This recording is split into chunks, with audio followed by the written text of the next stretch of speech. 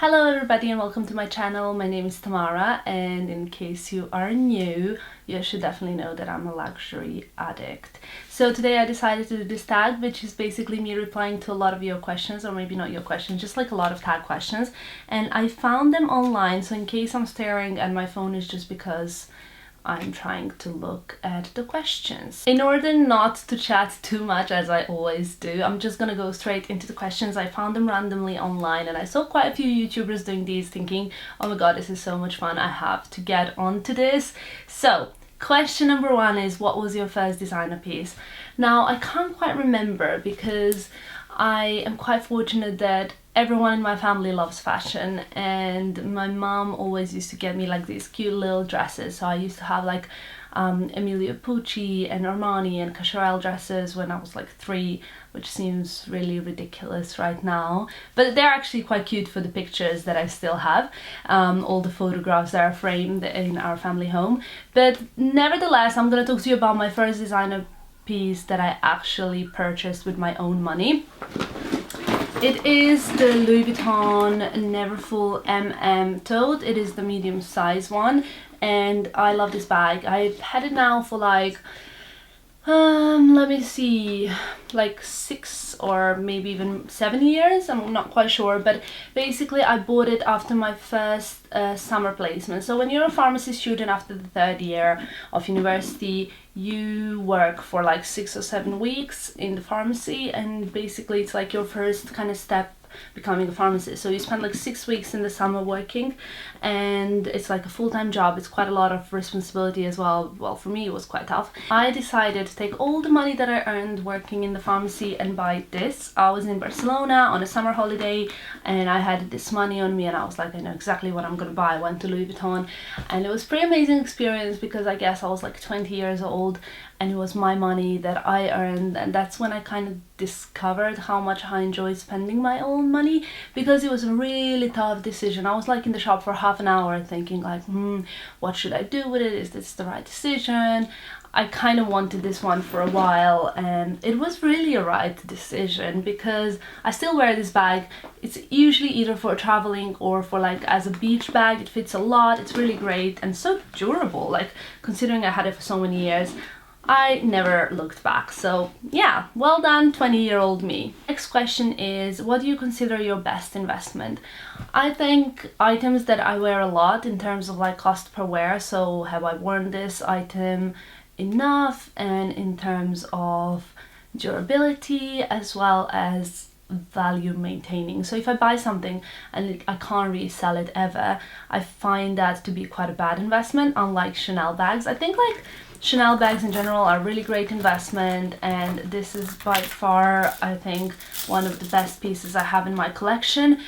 Even though it might not be the most expensive one, I just think I wore this bag so much. I've had it for 2 years now. It's a Chanel Boy in lamb leather, and even though you might think like, oh, lamb leather, that scratches a lot, I'm actually very happy with it. And even though I wore it so much, and obviously like the edges of it here are quite worn out, it's in a it's in a pretty good state. I mean, I wore this bag a lot. It comes with me to almost every single trip. It's one of my absolute favorite bags I have, and if you look at it, it's kind of almost like navy. It's like black navy color, has this beautiful gold hardware. I really love it. I just think it fits perfect amount, and I would actually like to have another Chanel Boy bag because I think this bag is just so great, and it's really done so well in my collection. Next question is, what is the criteria when you're looking to buy a piece? Well, I almost kind of answered that question. So I always think whether or not this piece is gonna fit well in my collection. Am I gonna be able to wear it a lot? That doesn't though necessarily mean that I'm not gonna buy it. If it's like something that is in orange color and I'm like, oh, I don't have anything else orange, it doesn't really mean that I'm not gonna buy it. But you know, like in terms of model wise, like, you know, there's so many beautiful trainers, but I don't really wear trainers that much, so I'm not gonna invest a lot of money in like sneakers or something like that when I don't actually wear them. So it wouldn't really make much sense unless it's for the gym. Again, those things as well change, but if it's like a trend piece, I don't want to invest a lot of money in it. Another thing is durability. If something is made of leather, like there's a lot of Chanel bags that are really expensive, but they're made of canvas. So I'm like, what am I paying for here? Like, this is a canvas bag. I'd rather add a bit more money and buy a leather bag, which is gonna last long and not get stained easily. And just like little things like that, also like cost per wear. So if it's like a crazy piece that I can wear once or twice, I'm not gonna invest. Like coats, there's a lot of really crazy coats that I know, like I can wear this piece once or twice, and if I wear it 3 times, everyone's gonna know me as a girl in that coat. So I can't wear it like ridiculous amount of times if it's like a coat with like a million different colors, and then I just wear that all the time on my blog. What are you gonna think? You're gonna think this girl only has that one coat. But if it's like a classic black piece, I guess that's worth much more money, right? So crazy pieces I tend to buy high street, and more like classic pieces I like to invest my money in. There we go, we finally got to the answer. There we go. What has been your stupidest, most regrettable purchase? This is always shoes. I could never regret buying a bag, because bags, either you can A, resell, and B, you kind of like, I don't know, I cherish my bags a lot, so I don't tend to resell them a lot. But shoes, if they're uncomfortable, they are a mistake. So these shoes that I'm going to show you are even dusty, because I think last time that I wore them was like a year ago. A pair of very classic black Saint Laurent heels, and you would think like, come on, how can this be a bad investment or a bad choice when these are like Saint Laurent beautiful patent black heels? Like, what could possibly be wrong with them? But actually these shoes are really uncomfortable. I can barely walk in them. I think I wore them twice. Like, they're pretty new, as you can see, and even though they're really pretty and they look beautiful, I find them a bit too elegant as well, because of the patent leather, and just a bit too I'm not sure if the word is difficult to wear or just purely uncomfortable. Either way, wore them twice, not worth the money, and you know, it's not like I can really easily sell them, I guess. But I must add, how beautiful is this heel? Can you see that? Like, how beautiful. They're so beautiful. It was very difficult not to buy them, however very uncomfy, so not the best choice. Question number 5 is, if you have sold any of your luxury goods, have you ever had seller's regret? I actually sold, I think, 2 of my designer pieces. One was a bag that I never wore. Like, I haven't worn it in like last 3 years, so I thought, okay, this is gonna fly, because like literally someone else is gonna love it, someone else is gonna wear it more, and there's just no point in me kind of like, you know, keeping it in my collection, because I'm never ever even inclined to wear it. So didn't have any sales remorse, never even thought about it. And the other one was also a smaller bag that I never wore. I sold it quite well, and that was just fine. Next question is, what is a piece that you think everyone needs, should have?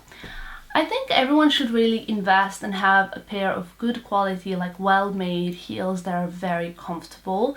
So they can be a trend piece or they can be classic, but I think everyone should really have a pair of heels that you find are the most comfortable in your collection, and that when you have any kind of like nice events, functions, occasions, that you're like, I know what heels I'm gonna wear, because they're so comfortable. They're like neutral colored and go with everything. So my pair would be, let's say for this season, these Gianvito Rossi grey heels that I think are absolutely most comfortable heels I own. I will leave the link below for these, because I think they're on sale now, and just because they're extremely comfortable. Last time I wore these heels, I spent a whole day in them, and I think it was basically in March, once for Fashion Week, for Paris Fashion Week, when I wore them from early in the morning until like 8 p.m.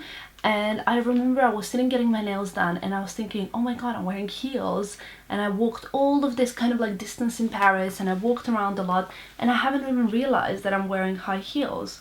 So I was like, these heels are the best thing ever, because they're comfortable. I didn't even realize I'm wearing heels. They're beautiful. This like, obviously like leather piece ties around your ankle like this. the color's nice, they're eye-catchy, so they're not like boring.